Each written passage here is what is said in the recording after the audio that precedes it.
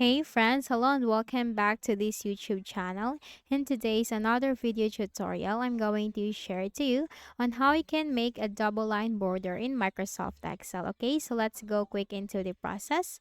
So let's just open Microsoft Excel, click on it, click on a blank workbook, and let me just quickly paste the table in here. So I have prepared this table for you, and this is where we are going to demonstrate our double line border. So simply select the whole table by moving the cursor. Now once done, click on the Home tab right here on the ribbon, and you will find this font and this small arrow, Font Settings. Click on that.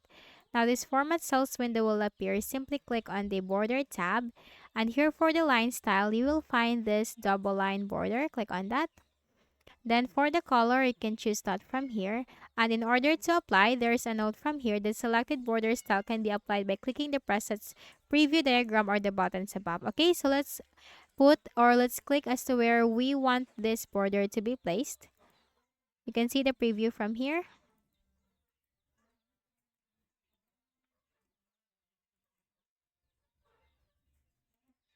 Now, as you can see from the preview, now let's click on OK.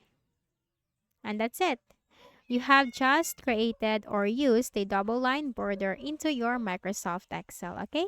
So I hope this video helped you. Kindly please do not forget to hit the like button and subscribe to this YouTube channel for more tutorials like this. Thank you for watching.